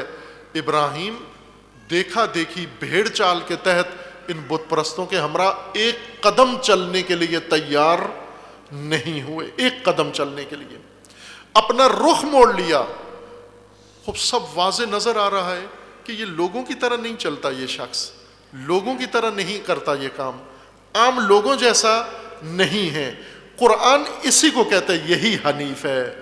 تم یہودی ہو نصرانی ہو, وہ نہ یہودی ہے نہ نصرانی ہے, بلکہ تمہاری غلط راہوں کو چھوڑ کر وہ تنہا صحیح راہ پر چلنے والا ہے.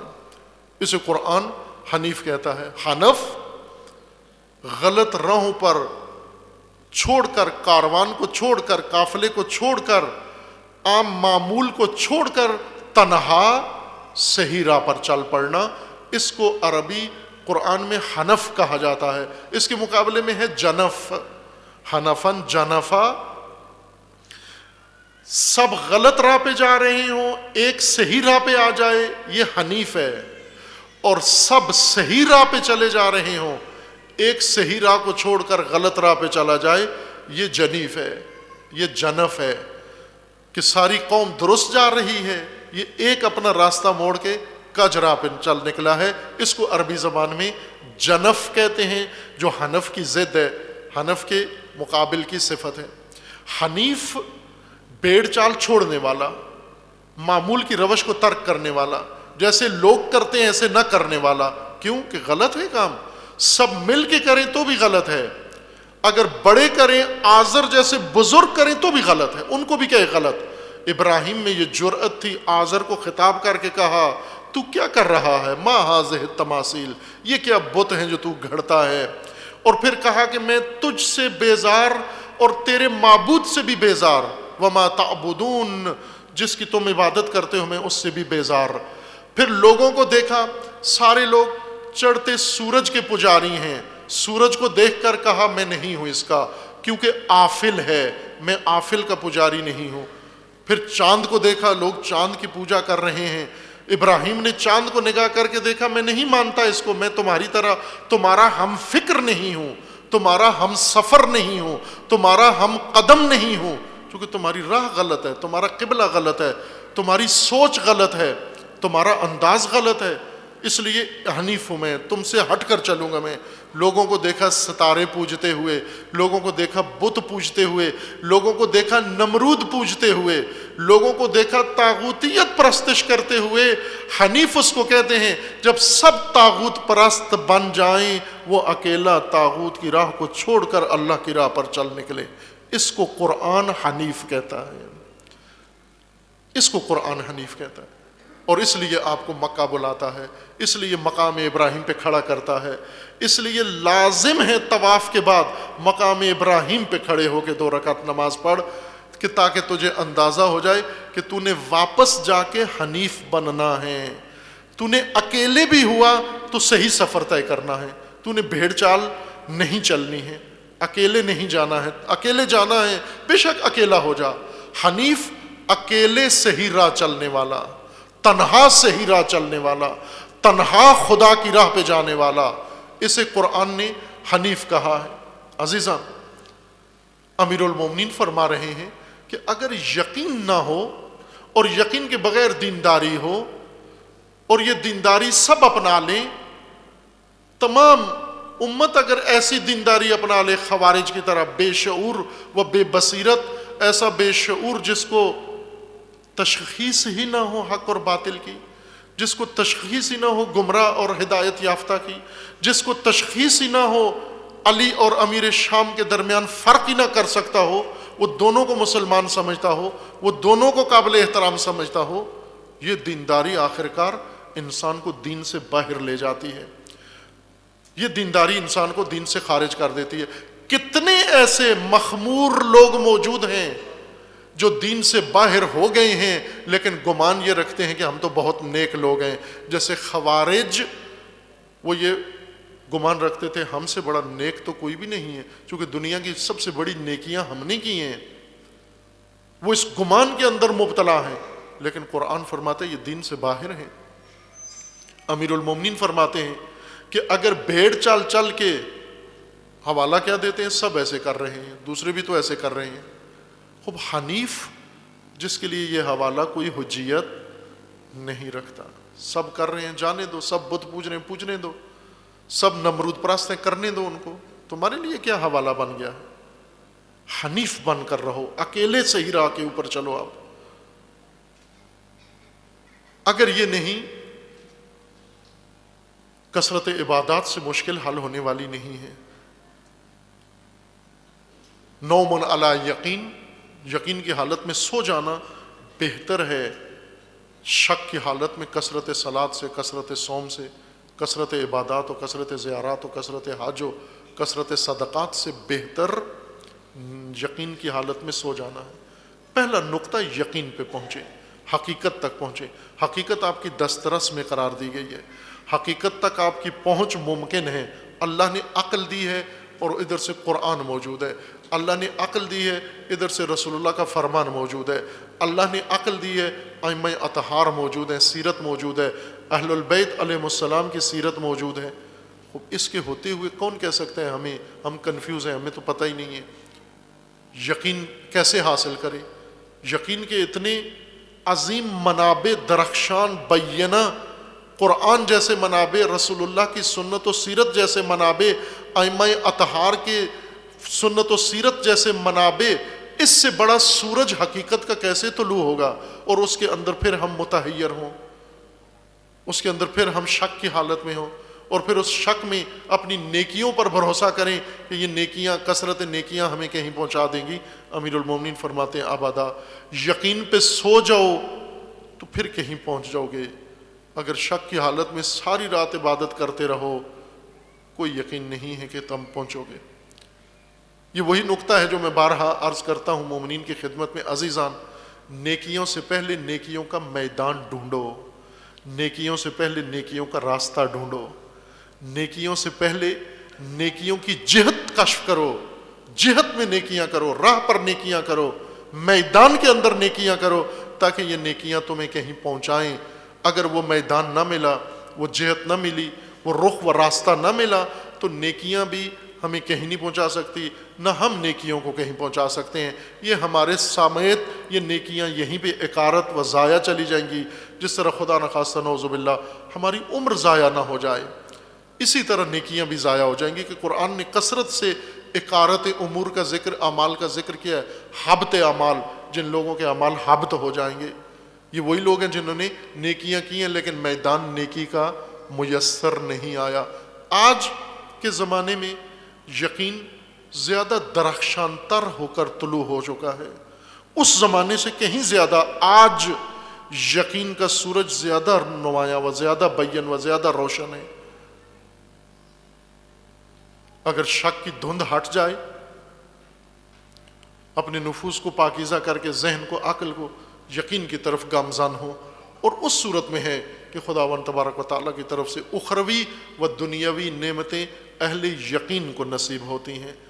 کثرت سے دعا میں خدا سے یقین طلب کیا کریں، اللہ تعالیٰ سے یقین مانگا کریں۔ رب زدنی علما و عملا و ایمانا و یقینا و الحقنی بالصالحین واجعلنی من الموقنین۔ خدایا اہل یقین میں سے بنا ہمیں یقین عطا فرما، ہمیں دولت یقین سے مالا مال فرما۔ ایام فاطمیہ ہیں، یہ ایام جو گزر رہے ہیں، یہ ماہ جمادی، آغاز اس کا شہادت صدیقہ طاہرہ سے ہے و اختتام اس کا ولادت حضرت صدیقہ طاہرہ ہے، 20 جمادی الثانی۔ یہ ایام فاطمیہ ہیں، و ایام فاطمیہ مومنین زیادہ اہتمام نہیں کرتے، کم کرتے ہیں اور اکتفا کرتے ہیں فقط محرم کے اوپر یا چند جو رائج ہیں۔ فاطمیہ آپ کی یقین کے لیے لازم ہے عزیزان۔ یہ سیرت عظمیٰ جناب سیدہ کی میزان ہے، ترازو ہے۔ نہ صرف بیٹھ کے ہم ایک سوگ کر کے اٹھ کے چلے جائیں، بلکہ جناب سیدہ نے جو کچھ بیان فرمایا اپنے خطبات کے اندر، اپنی سیرت کے اندر، اپنی وصیت کے ذریعے جو کچھ بیان فرمایا، وہ سب آج کے لیے نمونہ ہے اور میزان ہے، ترازو کی حیثیت رکھتا ہے، پیمانہ ہے۔ جناب سیدہ کا ہر قول و ہر فعل ہے، ہر قول و فعل جناب سیدہ کا پیمانہ ہے آج ہمارے لیے، امت کے لیے۔ جناب سیدہ اللہ تعالیٰ نے جو مقام عظیم عطا کیا ہے کوثر کو، وہ اس مقام میں سے ایک یہ خصوصیت ہے جناب سیدہ کی کہ مسلمین کی جہت درست کرنا، یہ اسوہ فاطمیہ ہے۔ کچھ چیزیں ہوتی ہیں نا جن کے ذریعے سے آپ قبلہ درست کرتے ہیں، اپنا قبلہ نما۔ بعض اوقات انسان نمازی ہوتا ہے لیکن قبلہ نہیں معلوم ہوتا کدھر ہے، رخ معلوم نہیں، جہت گم ہو جاتی ہے۔ ایسے میں جو ذریعہ اعلیٰ ہوتا ہے جس سے انسان قبلہ ڈھونڈ لے، قبلہ نما ہوتا ہے، یعنی قبلہ کی طرف انسان کی جہت کر دینے والا۔ جناب سیدہ امت کا قبلہ درست کر رہی ہیں، وہ قبلہ نما ہے، اور امت کا قبلہ اللہ کی طرف ہے۔ لیکن جب امت اللہ کے نظام سے الگ ہو، دور ہٹ کے سفر کرے، اگر یہ نہ ہوتا یہ کردار جناب سیدہ کا، تو یہ جو ہمارے اعمال ہیں سب سے افضل عبادت ووٹ ڈالنا ہوتا، اور یہ آج کے فتاویٰ میں شامل ہوتا، جس نے ووٹ نہیں ڈالا وہ سیدھا جہنم جائے گا، اور جنت میں جائے گا ہی وہی جو ووٹ ڈالے گا۔ اگر کردار جناب سیدہ نہ ہوتا تو یہ فتاویٰ آج آ چکے ہوتے یا موجود ہوتے۔ لیکن عزیزان من، جناب سیدہ نے بتایا کہ نہ، ایک ہی قبلہ ہے تمہارا، ایک نظام ہے اللہ نے تمہارا رکھا ہے، ایک رخ و جہت ہے تمہاری، اور وہ ہے ولایت علی، اور ولایت علی کے علاوہ کوئی چیز تمہارے لیے نجات دہندہ نہیں ہے، کوئی فیصلہ تمہارے لیے نجات بخش نہیں ہے۔ یہ قبلہ نمائی ہے فاطمیہ کی۔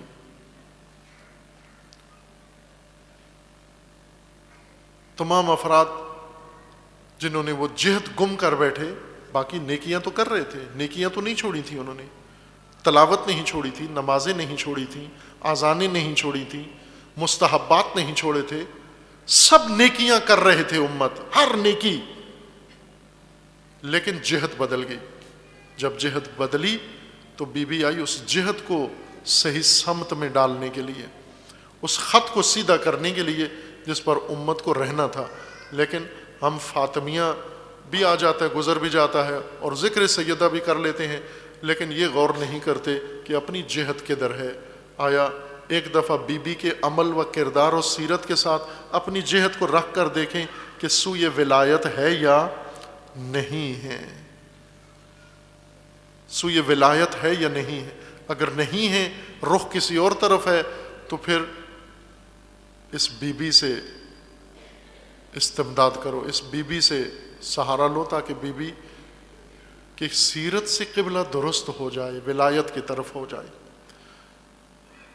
اور یہ پیمانہ جہت اللہ کی سمت کرنے کا پیمانہ بی بی کو معلوم تھا کہ جو کرنے والی ہے کیا ہوگا، اس کا نتیجہ کیا ہوگا۔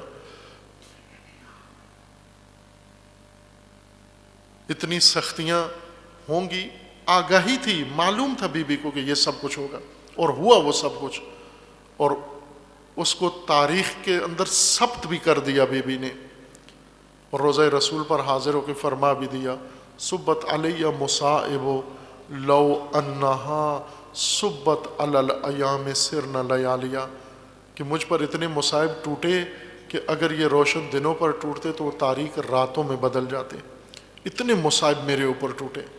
عزیزان، وہ مصائب بیان سے باہر ہیں جو جناب سیدہ کے اوپر ڈھائے گئے۔ بی بی کو جس بات سے سب سے زیادہ رنج تھا، بہت دکھ پہنچایا گیا جناب سیدہ کو، تازیانے کا دکھ بی بی کو ملا، تماچے کا دکھ بی بی کو ملا، لیکن عزیز ایمان، وہ تازیانوں تماچے کا درد اتنا محسوس نہیں ہوا جتنا اس محفل میں جٹلائے جانے کا درد محسوس ہوا، کہ بی بی جب اپنا حق لینے کے لیے گئیں تو وہاں پر جٹلا دیا گیا۔ یہ اتنا دردناک تھا جناب سیدہ کے لیے کہ جب واپس آئیں گھر کے اندر، امیر المومنین علیہ السلام نے پوچھا جب، اور بی بی فریادیں کر کے رو رہی تھیں، تو جناب امیر المومنین نے فرمایا کہ اے نبی زادی، مجھے لگتا ہے آپ کو حق نہیں دیا گیا۔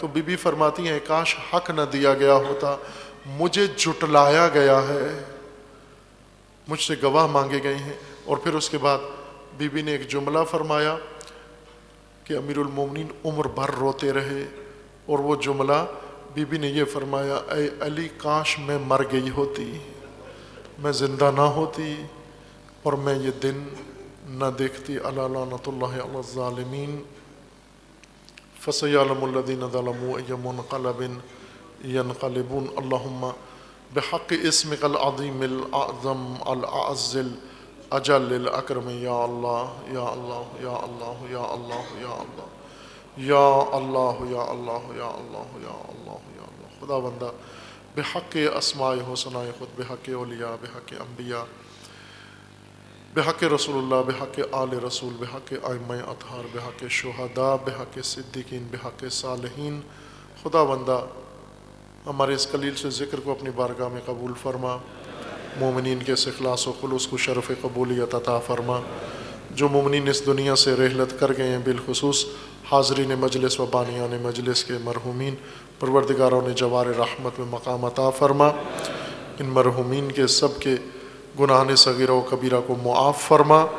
خدا بندہ بحق محمد و آل محمد جو مومنین مریض ہیں انہیں جلد از جلد شفاء کاملہ عطا فرما، جو کسی مشکل و مصیبت میں گرفتار ہیں ان کے تمام مسائل و مشکلات کو برطرف فرما۔ پروردگارہ بحق محمد و آل محمد تمام مسلمین کو، امت مسلمہ کو ظلم و ستم سے نجات عطا فرما، ان ظالمین کو ظلم سمیت نیست و نابود فرما، امت اسلامیہ کو فتنوں سے رہائی عطا فرما، فتنہ تکفیریت کو محو فرما، اس کے بانیوں اور حامیوں کو رسوا فرما۔ خدا بندہ بحق محمد و آل محمد حزب اللہ کو کامیابی عطا فرما، سید مقاومت سید حسن نصر اللہ کی حفاظت فرما، رہبر معظم انقلاب اسلامی کا سایہ دراز فرما، انقلاب اسلامی کو دشمنوں کے شر سے محفوظ فرما، انقلاب اسلامی کو انقلاب امام زمان سے متصل فرما، مملکت پاکستان کی حفاظت فرما، اس ملک کے اندر امن و امان قائم فرما، ملک کے ساتھ خیانت کرنے والوں کو رسوا فرما، اندرونی بیرونی دشمنوں کے شر سے محفوظ فرما، دہشت گردی، فرقہ واریت، فتنہ و فساد و نفاق پھیلانے والوں کو نیست و نابود فرما۔ خدا بندہ بحق محمد و آل محمد پیروان امیر المومنین جہاں کہیں بھی ہیں، بالخصوص حجاز میں، یمن میں، شام میں، بحرین میں، لبنان میں، عراق میں، افغانستان، نائجیریا میں، کشمیر، ہندوستان و بالاخص پاکستان میں، سب کے عزت و مال و جان و ناموس کی حفاظت فرما۔ اپنے ولی حق ولی اللہ العظم اجل اللہ تعالی فرج و شریف کے جلد از جلد ظہور فرما۔ ہمیں حضرت کے اعوان و انصار میں سے ہونے کی توفیق عطا فرما۔ تمام مرحومین کے لیے، مومنین و مومنات جو اس دنیا سے گزر گئے ہیں، حاضرین مجلس کے مرحومین کے لیے، بانیان مجلس و بالخصوص جن آغا نعمت علی جن کے اصال ثواب کے لیے، اور اس خاندان کے جناب حاجی اکرم صاحب اور دیگر بزرگان جن کے لیے مرحومین و مومنین و مومنات، ان کی مغفرت کے لیے شہداء اسلام و بالاخص امام شہداء حضرت امام خمینی رضوان اللہ تعالی علیہ کے لیے سورہ فاتحہ۔ بسم اللہ الرحمن الرحیم، الحمد للہ رب العالمین، الرحمن الرحیم، مالک یوم الدین، ایاک نعبد و ایاک نستعین، اہدنا الصراط المستقیم، صراط الذین انعمت علیہم غیر المغضوب علیہم ولا الضالین۔ اللہم تقبل منا انک انت السمیع العلیم برحمتک یا ارحم الراحمین۔